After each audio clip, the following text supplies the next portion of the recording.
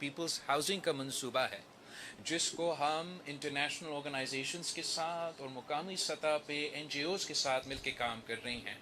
ये पूरा पाकिस्तान से शफाफ तरीन और करप्शन पाक मंसूबा है, और ये दुनिया का, पूरी दुनिया का सबसे बड़े घर बनाने वाला मंसूबा है। तो मैं इस बात पे फ़ख्र करता हूँ कि पाकिस्तान पीपल्स पार्टी ने ना सिर्फ इतने बड़े पाने में एक ऐसे पैमाने पे इतना इनकलाबी प्रोग्राम लेकर आए हैं, जो कायदे अवाम शहीद ज़ुल्फ़िकार अली भुट्टो का रोटी कपड़ा मकान का जो वादा था हमारा, हम पूरा करके दे रहे, पक्का घर बना रहे हैं सिंध भर में, वो भी 21 मिलियन फैमिलीज़ के लिए। साथ साथ मालिकाना हकूक़ भी उनको दिलवा रहे हैं।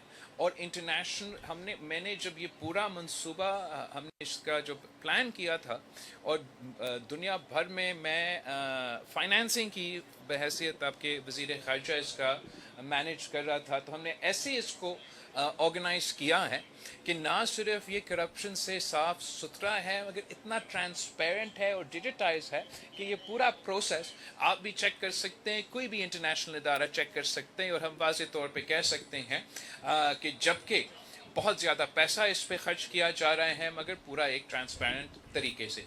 जहाँ माजी के मंसूबे हैं जिस पे आप जैसे आप शिकायत कर रहे हैं, उस पे मैं हमारा राइट साइड पे मेरा सिंध का सदर बैठा है और इस वक्त पब्लिक अकाउंट्स कमेटी की सरबराह है।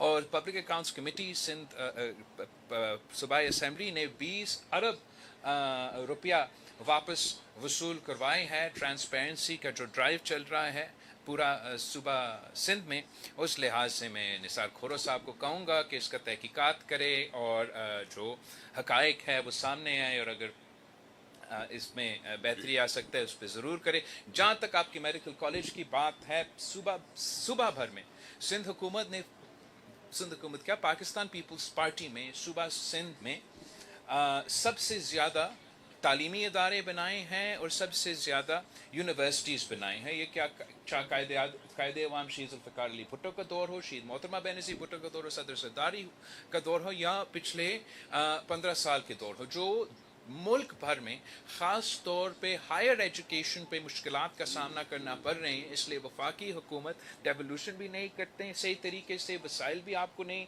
देते हैं। जो उनकी ज़िम्मेदारियाँ हैं ख़ास तौर पे हायर एजुकेशन के लिबास से, वो सालों साल, चाहे वो खान साहब की हुकूमत हो या इस वक्त की हुकूमत हो, वो कटौती जब करना पड़ता है तो अफसोस के साथ हमारा नौजवानों के मुस्तकबिल को ख़तरा में डाल के HEC पे ही ख़तरा हो। तो मुल्क भर में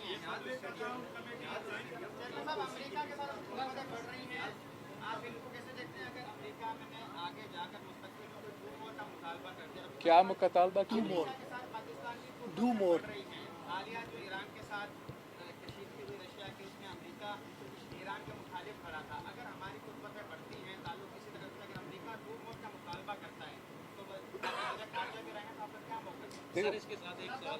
पाकिस्तान का मफाद सबसे पहले, और पाकिस्तान के मफाद में है हमेशा हमारा कोशिश यही होना चाहिए कि हम सब के साथ दोस्तियाँ रखें और कम से कम इख्तलाफात रखें। हमेशा से तारीख़ी तौर पे पाकिस्तान और अमेरिका के ताल्लुकात बहुत अच्छे रहे हैं।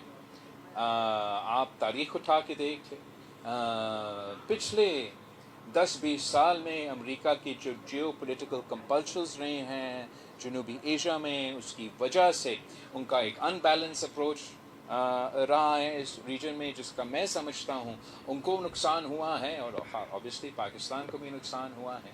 जिस वक्त से हम इस वक्त गुजर रहे हैं, एक तो आप एक जंग जीत के आए, जब आप जंग जीतते हो तो उसका असरात होते हैं, मुल्क के ऊपर भी फ़ायदा होता है, और ख़ास तौर पे उन शख्सियात जिन्होंने ये जंग की क़ियादत की हैं तो उनके ऊपर भी इंटरनेशनली एक अपना मकाम आप बनाते हो। तो मैं समझता पाकिस्तान के अवाम ने अपने कमान, पाकिस्तान की हुकूमत ने और जो फ़ौज वो जंग लड़ रहे थे उन्होंने अपने मकाम हासिल किया है। उस लाइट में हम दुनिया से बात कर रहे हैं। साथ साथ दहशतगर्दी के मुकाबला करने के लिए पाकिस्तान ने हमेशा اپنا کردار ادا کیا ہے، مگر جیو پولیٹیکل کانٹیکس میں جب امریکہ کو کوئی اور ضرورت پڑتا ہے تو وہ ڈو مور کی بات کرتے ہیں۔ میں خوش ہوں کہ اس وقت وہ ڈو مور کم کہہ رہے ہیں اور میوچل بینیفٹ پہ غور کر رہے ہیں۔ جتنا دیر وہ اس موڈ میں ہیں، پاکستان کو، پاکستان کے عوام کو جتنا زیادہ فائدہ اس کا لے سکتے لینا چاہیے۔ Thank you sir, thank you. Thank you.